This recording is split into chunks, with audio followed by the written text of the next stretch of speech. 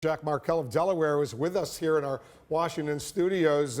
When you hear Donald Trump raise the question that the President of the United States, is he insane, he says, you're willing to take in refugees in your state of Delaware. So Donald Trump would presumably say to you, are you insane?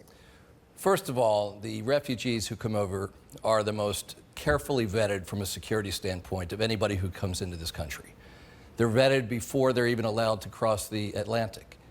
And for some of these presidential candidates to say, for example, we should only let in Christians, are we going to rewrite what's on the Statue of Liberty? Give us your tired, your poor, your huddled masses, so long as they're Christian? I mean, is that really who we are? And there's no question that keeping our people safe is the top priority. But we also know these are the most carefully reviewed people of all those who come to our country. There are some members of the House Homeland Security Committee and in the Senate as well who disagree. They say the U.S. can't properly vet these people. Peter King, who is on the House Homeland Security Committee, the Intelligence Committee, he said this morning that he has been briefed by top officials there saying there's no way they could do this in a really perfect way by any means, and that if somebody says he or she is a refugee but is really a terrorist, they're not sure if that person could get into the country. When you look at those who are coming, the great majority of them are the most vulnerable, a lot of children. And so there are other presidential candidates who are saying they wouldn't allow a 5-year-old orphan in. Is that who we are as a people?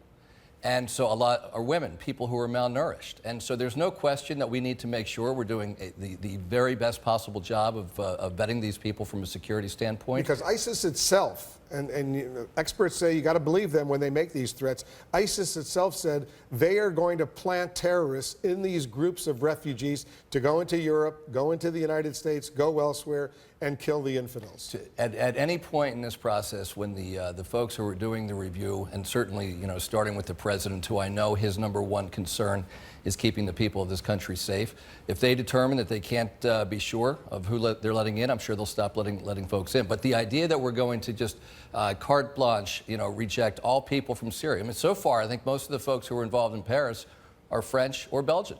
Are we going to reject people from France and Belgium?